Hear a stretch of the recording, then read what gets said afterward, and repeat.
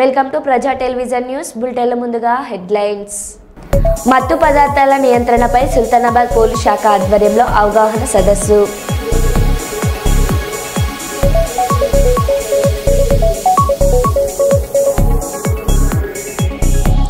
Peddapalli RTO కార్యాలయంలో ACP అధికారుల ఆకస్మిక తనిఖీ.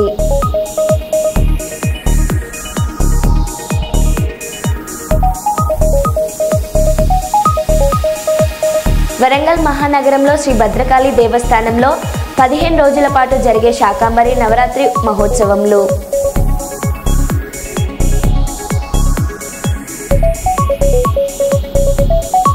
రంగారెడ్డి శంకర్పల్లి సమీపంలో రైల్వే ట్రాక్పై యువతి హల్చల్.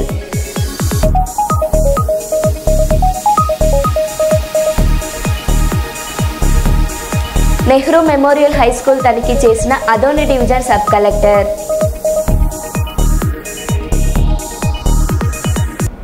ఇక వివరాల్లోకి వెళ్తే, బాధిత కుటుంబానికి న్యాయం చేసే వరకు పోరాడతాం. ఆత్మహత్యకు కారణమైన రాచకొండ కృష్ణ కుటుంబాన్ని మరియు అతనికి అండగా నిలిచిన వారందరిపై క్రిమినల్ కేసులు నమోదు చేయాలి.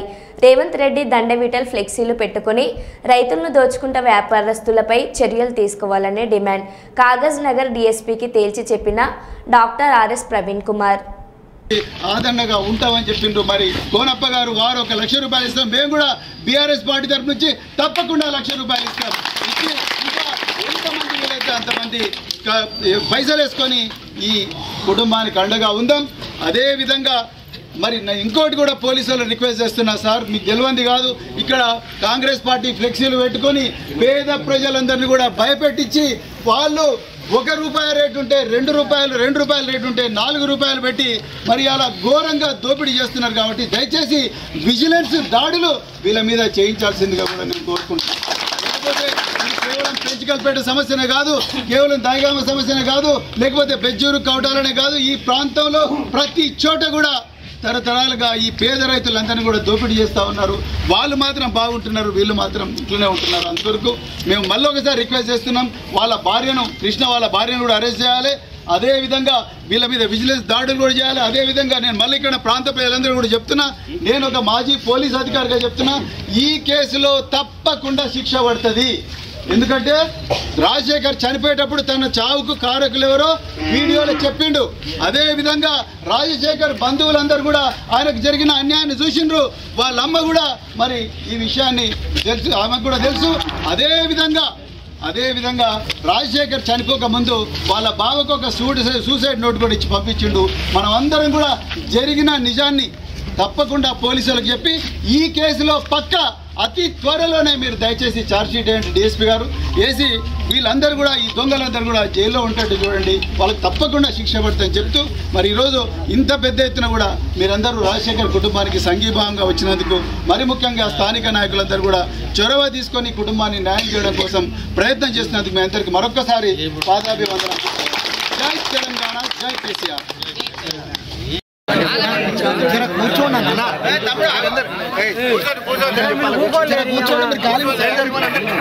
కూర్చోండి, నిలబడండి సార్, కూర్చుంటే అందరు ప్రసంగం.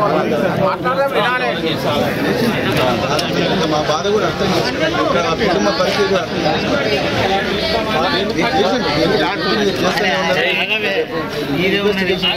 ఎవిడెన్స్ కూడా కలెక్ట్ చేస్తారు, అంత ఓకే. కానీ ఆ కుటుంబం ఎట్లా బతకాలి?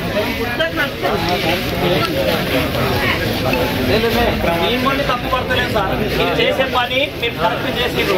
ఇప్పుడు ముసలోళ్ళ ఆమె మరి ఆమె పరిస్థితి ఏంది అది చెప్పి సాయం చేయండి. మీరు ఏమంటారు?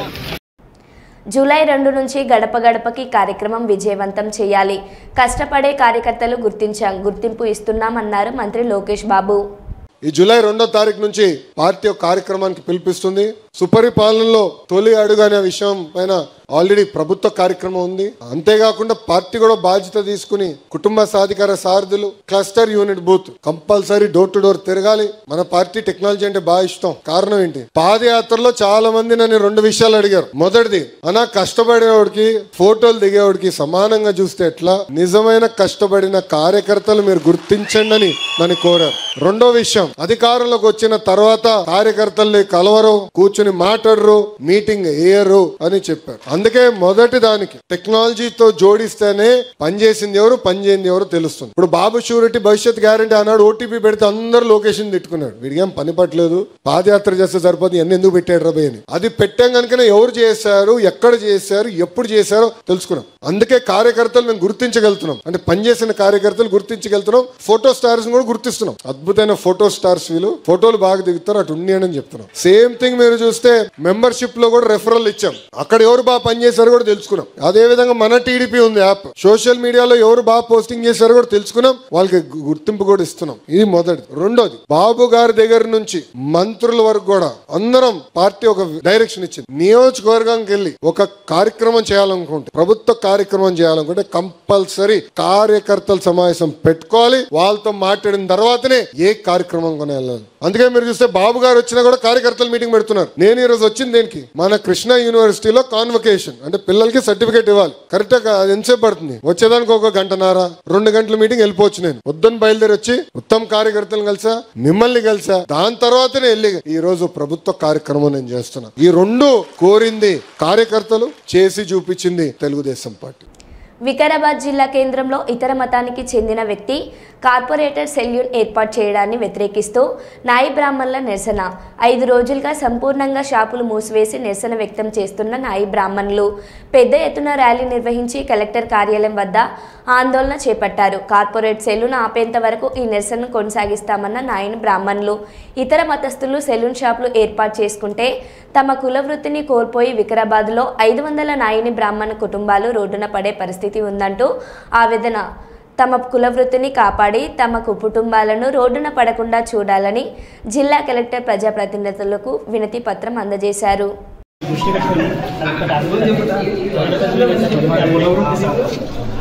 ప్రభుత్వాలు ప్రజల కోసం మా కోసం 200 మంది కోసం ఎక్స్ట్రా ఒక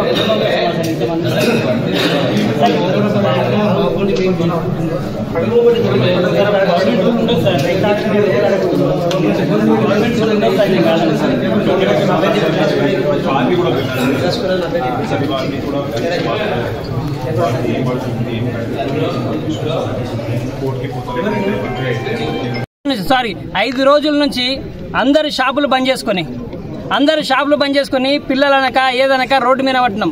కనీసం ప్రభుత్వానికి కానీ అధికారులకు కానీ ఇంత కూడా వాళ్ళకు కనికరం వస్తలేదని మాకు బాధ అనిపిస్తుంది.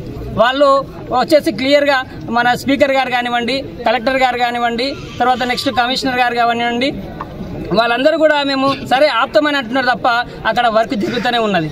కాబట్టి మేము ఒకటే కోరుకుంటున్నాం, దయచేసి చెప్తున్నాం, 2 చేతులు పెట్టి దండం పెడుతున్నాం, మా యొక్క కడుపులు దయచేసి కొట్టకండి.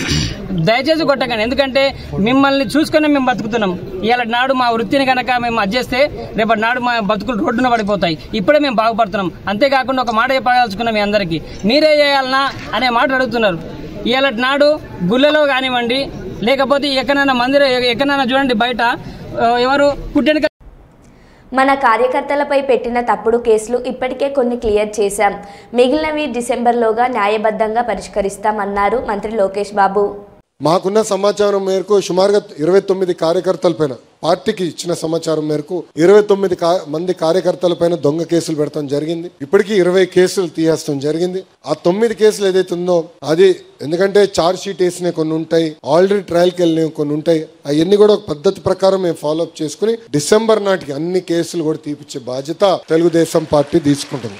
గతంలో పనిచేసినప్పుడు ఉపాధి హామీ కానీ అన్ని బిల్స్ పెండింగ్ ఉన్నాయి. దాదాపు 90% మనం క్లియర్ అయింది, 10% పెండింగ్ ఉంది. పెండింగ్ కూడా ఎందుకుందో 2 విషయాలు ప్రధానంగా. దాంట్లో కొన్ని వర్కులు చేసిన వర్కులు ప్రీ క్లోజ్ అయిపోయినాయి, పనులు అవసరం లేదని కేంద్ర ప్రభుత్వానికి వాళ్ళు లేఖ రాసి గల అది లాక్ చేస్తారు. సో పేమెంట్ చేయలేకపోతున్నాం. కేంద్ర మంత్రి గారితో స్వయంగా బాబు గారు మాట్లాడారు. దానికి ఒక విధానం ఎతికి దాన్ని ఎట్లా చేయాలని దానిపైన కొంత వర్కౌట్ చేస్తున్నాం. రెండోది విజిలెన్స్ పెట్టి చేసిన మంచి పనులు కూడా 10%, 15%, 20% హోల్డ్ చేశారు. ఆ విజిలెన్స్ ఎంక్వైరీ పూర్తి చేసి ఆ డబ్బులు తిరిగి ఇప్పించే బాధ్యత కూడా మేము తీసుకుంటామని ఈ సభాముఖంగా కార్యకర్తలందరికీ నేను హామీ ఇస్తూ, ఈ రోజు మనం గెలిచాం.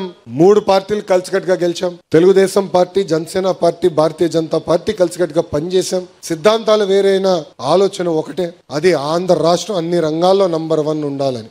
వేరే పార్టీలు వేరే సిద్ధాంతాలు ఉండొచ్చు, కానీ మన పార్టీ ఆలోచన ఒకటి ఉంటుంది, ఆ దిశగా మనం కలిసికట్టుగా ముందరికి వెళ్తున్నాం. ఈ రోజు ఆంధ్ర రాష్ట్రం డబుల్ ఇంజిన్ సర్కార్ ఉంది. కేంద్రంలో నరేంద్ర మోడీ గారు, ఆంధ్ర రాష్ట్రంలో బాబు గారు ఇద్దరు కలిసికట్టుగా పనిచేస్తున్నారు కనుకనే మనం ఈ రోజు ముందరికి వెళ్ళగలుగుతున్నాం. ఈ రోజు ఎంత ఆర్థిక ఇబ్బందులు ఉన్నా సంక్షేమ కార్యక్రమాలు మనం చేయగలుగుతున్నాం అంటే వాళ్ళ సహకారం ఉంది. విశాఖ స్టీల్ ప్లాంట్ మనం కాపాడుకున్నాం అంటే వాళ్ళ సహకారం ఉంది.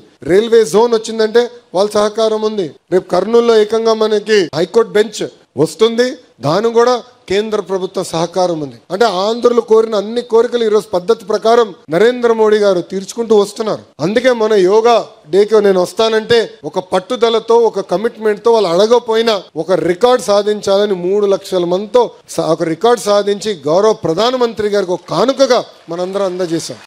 పెట్టండి అసెంబ్లీ, ఏదో చర్చలకు రండి రండి అంటున్నారు. మా బీఆర్ఎస్ కార్యకర్తలు చాలు మీ కాంగ్రెస్ వాళ్ళకి సమాధానం చెప్పడానికి అని మాజీ మంత్రి హరీష్ రావు అన్నారు.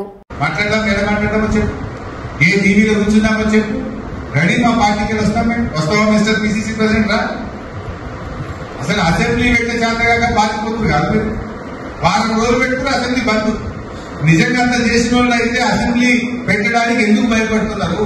పెట్టుకుంటే ఒక 40 రోజులు అసెంబ్లీ మాట్లాడదాం. అసెంబ్లీ పెట్టమంటే 3 రోజులకే కథం. అసెంబ్లీ బడ్జెట్ సమావేశాలు వారానికి కథం. యాడ బట్టలిస్తారో బీఆర్ఎస్ వాళ్ళు, యాడ పడుకుపోతుందో సమాధానం చెప్పుకోలేక వారం రోజులకి అసెంబ్లీ వాయిదా వేసుకుని కాలిపోయే మీరు ఇంకేదో పెద్ద అసెంబ్లీలో మాట్లాడదామా, ఈడ పెట్టుని రెడీ. మా బీఆర్ఎస్ కార్యకర్త దాన్ని మీకు సమాధానం చెప్పడానికి బీఆర్ఎస్ కాంగ్రెస్ రెడీ. తల్లి వేధింపుల వల్లే కూతురు ఈ పని చేసింది.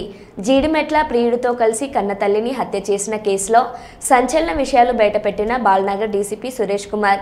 మొదటి భర్త కూతురు కావడంతో తనని సరిగా చూసుకోలేదని, చిన్న కూతుర్ని మాత్రం బాగా చూసుకుంటుందని, తనని చిత్రహింసలు పెడుతుందని 7వ తరగతిలోనే పోలీసులకు ఫిర్యాదు చేసి కొద్ది రోజుల్లో హోంలో ఉన్న యువతి. ముందుగా ప్రేమ గురించి ఒప్పుకున్న తల్లి కొద్ది రోజులు తల్లి ఇంట్లోనే సహజీవనం చేశారు. అనంతరం శివ నుండి డబ్బులు డిమాండ్ చేసి బ్లాక్మెయిల్ చేసిన తల్లి అని బాల్నగర్ డీఎస్పీ సురేష్ కుమార్ తెలిపారు. శివతో అమ్మాయి రిలేషన్షిప్ ఉన్నప్పుడు వాళ్ళ మదర్ ఫస్ట్ యాక్సెప్ట్ చేసింది. వీళ్ళు కూడా లివింగ్ రిలేషన్షిప్ లో ఇంట్లోనే ఉన్నారు. వాళ్ళ మదర్ కూడా పెళ్లి ఒప్పుకుంది. ఆ తర్వాత శివాని డబ్బుల కోసం బ్లాక్మెయిల్ చేయాలనుకుంటుంది. అదే మీరు చెప్పిన వాటిలో చాలా విషయాలు నేను కూడా కవర్ చేశాను, దాదాపుగా అవే చెప్పాను. సో మీరు అన్నట్టుగా ఈ అమ్మాయి ఒక 3 సంవత్సరాల క్రితం 7th క్లాస్లో ఉన్నప్పుడు పోలీస్ స్టేషన్కి వచ్చి తల్లి మీదనే కంప్లైంట్ చేసి నేను ఉండను ఈ వీడితోటి అని చెప్పేసి హోమ్లో ఉన్న మాట కూడా వాస్తవం, అది కూడా జరిగింది. ఈ అమ్మాయి మా ఇంటరాగేషన్లో కూడా దాదాపుగా మీరు చెప్పిన పాయింట్లన్నింటినీ కూడా ఏకీభవిస్తూ ఈ అమ్మాయి చెప్పిన పాయింట్లు నన్ను ఎక్కువగా కొడుతూ ఉండేది అనేది, నన్ను ప్రేమగా చూసుకోలేదని నాకు అనిపించిందని కూడా అమ్మాయి చెప్పడం జరిగింది. శ్రీశైలం హైదరాబాద్ ప్రధాన రహదారి దోమలపెంట వద్ద బ్రేకులు ఫెయిల్ అయి అదుపు తప్పి బోల్తా పడిన ప్రైవేట్ ట్రావెల్ బస్, పలువురికి స్వల్ప గాయాలు. హైదరాబాద్ నుండి శ్రీశైలం మల్లన్న దర్శనం కోసం వెళ్తుండగా ఈ ఘటన జరిగినట్టు సమాచారం. పూర్తి వివరాలు ఇంకా తెలియాల్సి ఉంది.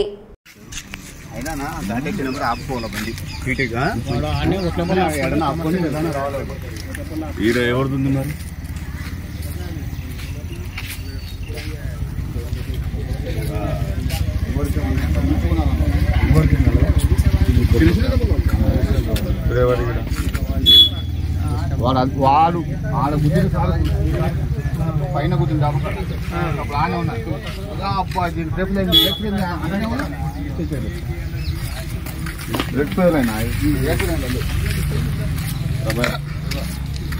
రాత్రి చూస్తా అతను వస్తా ఉండదు. రంగారెడ్డి జిల్లా శంకర్పల్లి కొండంకల్ గేట్ దగ్గర రైల్వే ట్రాక్ పై ఒక కార్ తీసుకొని వచ్చిన గుర్తు తెలియని మహిళ. ఎల్సీ గేట్ నెంబర్ 22 రైల్వే పోలీసుల అదుపులో మహిళ విచారిస్తున్న పోలీసులు రైల్వే ట్రాక్ పై మహిళా కార్ తీసుకురావడంతో పలు రైళ్ల ఆలస్యం. హిందీలో మాట్లాడుతున్న మహిళ రైల్వే ట్రాక్ పైన మహిళను అదుపులోకి తీసుకుంటున్న పోలీసులు.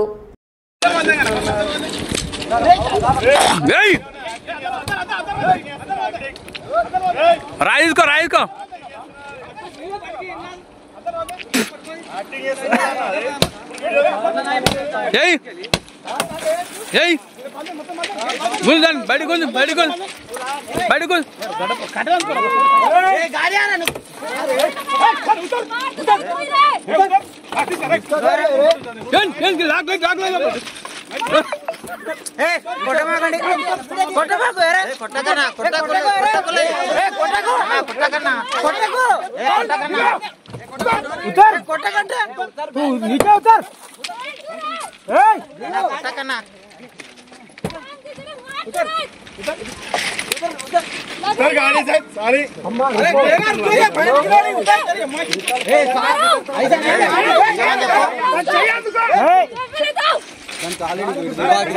అన్న కార్తీక మనం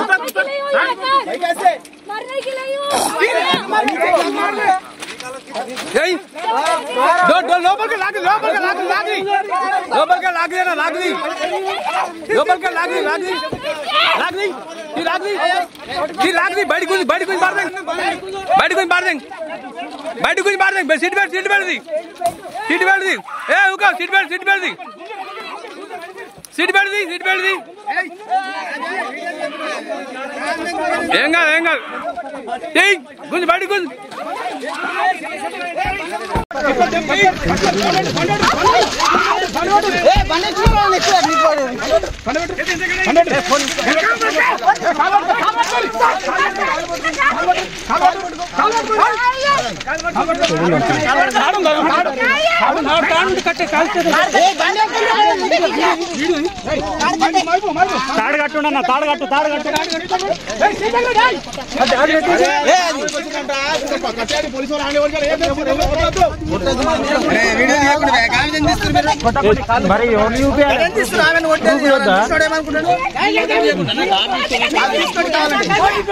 పోలవరానికి పర్మిషన్లు అన్ని తెచ్చింది వైఎస్ఆర్ఏ కానీ చంద్రబాబు మాత్రం పోలవరం మొత్తం తానే కడుతున్నట్టు బిల్డప్ ఇస్తున్నాడు అని బుగ్గన రాజేంద్రనాథ్ రెడ్డి మాజీ ఆర్థిక మంత్రి అన్నారు.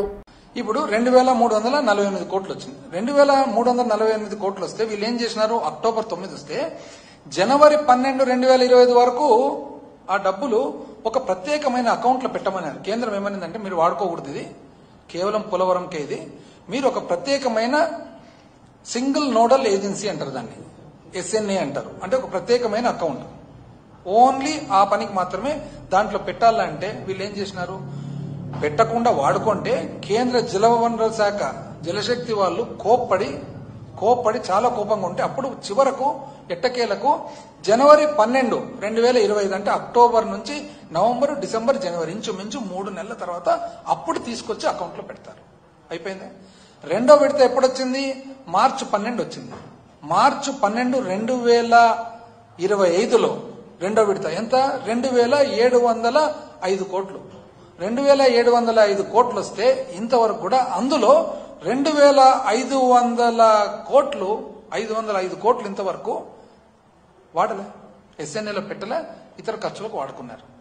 అంటే ఇప్పుడు దాన్ని తల్లికి వందనానికి వాడుకున్నట్లే కదా లెక్క, అంతే కదా. ఇప్పుడు పోలవరం డబ్బులు వచ్చినాయి, పోలవరం డబ్బులు మీరు పోలవరానికి వాడలే, బ్యాంకులో లేదు, ఎక్కడ ఉన్నట్లది తల్లికి వందనానికే కదా, ఇంకా వేరే తల్లికి వందనానికి వాడినారు, లేకుంటే మీరేమన్నా జీతాలకు వాడుకున్నారు. పెన్షన్ అంటే 3 అంతలు 4 అంతలు అవుతుందని తెలిసి కూడా 2019 వరకు వచ్చేటప్పటికి మీరు ఏదైతే అందాజుగా 30,000 కోట్లు అయ్యే ప్రాజెక్టు వ్యయం ఒప్పుకున్నారో 55,000 కోట్లు ప్రాజెక్టు వ్యయం అవుతుందని తేలిన తర్వాత మేము 2019లో ప్రభుత్వం ఏర్పాటు చేసుకున్న తర్వాత పలుసార్లు జగన్మోహన్ రెడ్డి గారు ప్రధానమంత్రి గారితో మాట్లాడి ఫైనల్ గా ఏమైందంటే 55,000 కోట్ల ప్రాజెక్ట్ ఏదైతే ఉందో ఇంచుమించు అది 48,000 కోట్ల అప్రూవల్ తీసుకొని దానికి గాను ఆ అకౌంట్ లోకి 12,000 చిల్లర కోట్లు ఇస్తామని చెప్పి కేంద్రంతో ఒప్పించుకోవడం జరిగింది. అది కేబినెట్ కి పోయింది ఆమోదానికి. ఎప్పుడు 11/11/2021లో ఒక ఉత్తరం ఎవరు, మన రాష్ట్ర సెక్రటరీ జలవనరులు పోలవరం ప్రాజెక్ట్ అథారిటీకి. అదేవిధంగా 20 నవంబర్ 2021 ఎవరు, పోలవరం ప్రాజెక్ట్ అథారిటీ కేంద్ర ప్రభుత్వం జలశక్తికి. అదేవిధంగా 27/10/2021 ఎవరు, జలశక్తి నుంచి పోలవరం ప్రాజెక్ట్ అథారిటీకి. అదేవిధంగా సెంట్రల్ వాటర్ కమిషన్ CWC ఎప్పుడు 22/12/2021. అదేవిధంగా 24 డిసెంబర్ 2021 పోలవరం ప్రాజెక్ట్ అథారిటీ ఎవరికి, ఆంధ్రప్రదేశ్ రాష్ట్ర ప్రభుత్వానికి కరస్పాండెన్స్ సేమ్ ఇదే. అంటే ఈ బ్యాలెన్స్ డబ్బులు ఎట్లా అనే దాని మీద. తర్వాత 10/1 జనవరి 2022 ఎవరు ఇక్కడ రాష్ట్ర సెక్రటరీ జలవనరుల శాఖ సెక్రటరీ పోలవరం ప్రాజెక్ట్ అథారిటీకి లెటర్. అదేవిధంగా 20 జనవరి 2022 ఎవరు పోలవరం ప్రాజెక్ట్ అథారిటీ నుంచి సెంట్రల్ వాటర్ కమిషన్ కు. అదేవిధంగా ఫిబ్రవరి 17, 2022 ఇక్కడ నుంచి మన స్పెషల్ చీఫ్ సెక్రటరీ జలవనరుల శాఖ ఎక్కడికి పోలవరం ప్రాజెక్ట్ అథారిటీకి.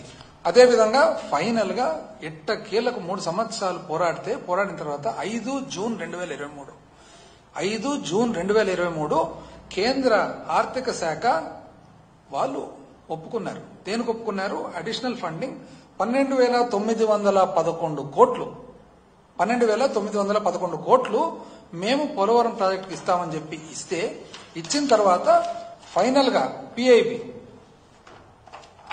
ఏదైతే పబ్లిక్ ఇన్వెస్ట్మెంట్ బోర్డు ఉందో పబ్లిక్ ఇన్వెస్ట్మెంట్ బోర్డు వాళ్ళు ఒప్పుకున్న తర్వాత మార్చ్ 7, 2024 అంటే ఎన్నికలకు 1 నెల ముందర అప్పుడు కేబినెట్ కు పోయింది.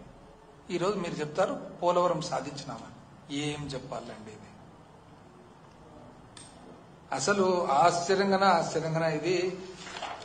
అసలు పోలవరం ప్రాజెక్టు మేమే మొదలు పెట్టినామంటారు. మీరేనండి 2005లో మొట్టమొదటిసారిగా పర్యావరణ శాఖ అప్లికేషన్ పెట్టలేదా? ఎవరండి అప్పుడు ముఖ్యమంత్రి? 2005లో కేంద్ర ప్రభుత్వానికి పోలవరం ప్రాజెక్టు కట్టాలని పర్యావరణ శాఖ అరణ్య శాఖ అప్రూవల్ కోసము అప్పుడు ఎవరండి ముఖ్యమంత్రి? రాష్ట్ర పొల్యూషన్ కంట్రోల్ బోర్డు కాలుష్య నివారణ సంస్థ ఏదైతే ఉందో 2005లో పబ్లిక్ హియరింగ్ పెట్టినారు. అప్పుడు ఎవరండి ముఖ్యమంత్రి? సైట్ క్లియరెన్స్ కోసము 16 సెప్టెంబర్ 2005 అప్పుడు అయ్యా సీఎం మాకేది రుణమాఫీ. జగిత్యాల జిల్లా మల్లాపూర్ మండలం మొగిలిపేట గ్రామంలో ఫ్లెక్సీలు పెట్టి రుణమాఫీ చేయమని వేడుకుంటున్న రుణమాఫీ కాని రైతులు. గౌరవ ముఖ్యమంత్రి గారు రుణమాఫీ చేసినామని చెప్పారని మీరు ఇచ్చినటువంటి రుణమాఫీ ఏదైతే ఉన్నదో పూర్తి స్థాయిలో రుణమాఫీ కాలేదు అనడానికి మల్లాపూర్ మండలం మొగిలిపేట గ్రామంలో ఉన్నటువంటి వందలాది మంది రైతుల యొక్క సాక్ష్యాలతో సహా మేము ఇక్కడ ఫ్లెక్సీ ఏర్పాటు చేయడం జరిగింది. మీరు ఆర్భాటంగా చేసినటువంటి ఏదైతే ఈ రుణమాఫీ ప్రక్రియ ఏదైతే ఉన్నదో మీరు ఆనాడు 2 లక్షల రూపాయలు పరిగెత్తుకొని వెళ్ళండి, 2 లక్షల రూపాయలు తీసుకొచ్చుకోండి అని చెప్పారు. చాలామంది రైతులు 2 లక్షల రూపాయల రుణం తీసుకొచ్చుకున్న తర్వాత మీరు రుణమాఫీ చేసే సమయానికి అది వడ్డీ రూపంలో 2,10,000, 2,05,000 ఇట్లా అయింది. కాబట్టి 2 లక్షల పైన ఉన్న వాళ్ళను అనర్హులుగా జాబితాలో పెట్టి ఇవాళ వాళ్ళ రైతుల కళ్ళల్లో మట్టి కొట్టేటువంటి ప్రయత్నం చేశారు మీరు. ఇది ఇంతవరకు సబబు కాదు. దయచేసి ఆలోచించండి. కొద్దిమంది రైతులై మాత్రమే మీరు రుణమాఫీ చేసి మీరు ఏదో ఆర్భాటం చేశామని చెప్పారని రైతులను పండగం చేసుకోవాలని చెప్పని గ్రామ పంచాయతీ కార్యాలయాల దగ్గర మీరు రుణమాఫీ చేసిన రైతుల ఫ్లెక్సీలు ఎట్లయితే పెట్టారో ఇవాళ అటువంటి మా రుణమాఫీ కానిటువంటి రైతులు వాళ్ళు కూడా నిరసన రూపంలో చెప్పి అయ్యా సీఎం సారు మాకేది రుణమాఫీ, కాంగ్రెస్ ప్రభుత్వమా మేమేం చేసినాం మీకు పాపం అని చెప్పని ఇవాళ రైతాంగం ఇక్కడ గ్రామ పంచాయతీ కార్యాలయం వద్ద నిలబడి వాళ్ళ యొక్క బాణిని మీకు వినిపిస్తున్నది. ఆ రుణమాఫీ కాని వాళ్ళ లిస్టును కూడా ఇక్కడ ప్రదర్శించబడుతుంది. కాబట్టి దయచేసి ప్రభుత్వంలో ఉన్నటువంటి నాయకులారా, మంత్రులారా ఆలోచన చేయండి. ఈ కొద్దిపాటి మంది రైతులను కూడా మీరు కళ్ళలో పెట్టుకొని కాపాడుకుంటారేమనేటువంటి ఒక ఆశతోటి వాళ్ళందరూ ఇక్కడికి వచ్చి వాళ్ళ యొక్క గోడును వెళ్ళబోసుకుంటున్నారు. కాబట్టి దయచేసి ఆలోచన చేసి మిగతా ఎవరైతే ఉన్నారో ప్రతి ఒక్క రైతుకు 2 లక్షల వరకు రుణమాఫీ చేయాలని చెప్పారని మొగిలిపేట రైతాంగం పక్షాన మేము ఈ సందర్భంగా ప్రభుత్వాన్ని డిమాండ్ చేస్తున్నాం. రామగుండం పోలీస్ కమిషనర్ అంబర్ కిషోర్ పిలుపు మేరకు సుల్తానాబాద్ సిఐ సుబ్బారెడ్డి, ఎస్ఐ శ్రావణ్ కుమార్ ఆధ్వర్యంలో మత్తు పదార్థాల నియంత్రణపై say yes to life, no to drugs అనే నినాదంతో సుల్తానాబాద్ పట్టణంలో అవగాహన సదస్సు నిర్వహించారు. ఈ సదస్సు సుల్తానాబాద్ పట్టణం పూసల చౌరస్తా, రాజీవ్ రహదారిపై స్వప్న కాలనీ బోర్డు గుండా పోలీసులు, విద్యార్థులు ర్యాలీగా వెళ్లి తిరిగి పూసల చౌరస్తా వద్ద ముగించారు. ఈ కార్యక్రమంలో పోలీస్ సిబ్బంది, విద్యార్థులు పాల్గొన్నారు. మనందరి బాధ్యత. Quit drugs, choose life. Consumption of drugs is offences. Say yes to life. Say no to drugs. Drugs తీసుకుంటే నువ్వే కాదు, దూరం కాదు. డ్రగ్స్ తరిమి కొడదాం, యువతను కాపాడుదాం. నీ జీవిత గమ్యాన్ని, 100 ఏళ్ల జీవితాన్ని మత్తు మందుకు తాకట్టు పెట్టకు. డ్రగ్స్ నిర్మూలన కుటుంబాన్ని రోడ్డున పడవేయకు. మాదక ద్రవ్యం సేవించకు. మా నుండి నువ్వు దూరం కాకు. జీవిత గమ్యాన్ని, నూరేళ్ల జీవితాన్ని మత్తు మందుకు తాకట్టు పెట్టకు. డ్రగ్స్ నిర్మూలన మనందరి బాధ్యత. డ్రగ్స్ మహమ్మారిని తరిమేద్దాం. డ్రగ్స్ రహిత సమాజాన్ని. కరీంనగర్ ఏసీబీ డీఎస్పీ విజయ్ కుమార్ ఆధ్వర్యంలో అధికారులు జిల్లా కేంద్రంలోని జిల్లా ట్రాన్స్పోర్ట్ అధికారి, వెహికల్ ఇన్స్పెక్టర్ కార్యాలయాలను అదుపులోకి తీసుకొని సోదాలు నిర్వహిస్తున్నారు. బయట వారిని లోనికి, లోపల ఉన్న వారిని బయటికి వెళ్లకుండా తాళాలు వేసి సోదాలు నిర్వహిస్తున్నారు. పక్కా సమాచారం మేరకు ఏసీబీ అధికారులు తనిఖీలు నిర్వహిస్తున్నట్లు సమాచారం. పూర్తి వివరాలు ఇంకా తెలియాల్సి ఉంది.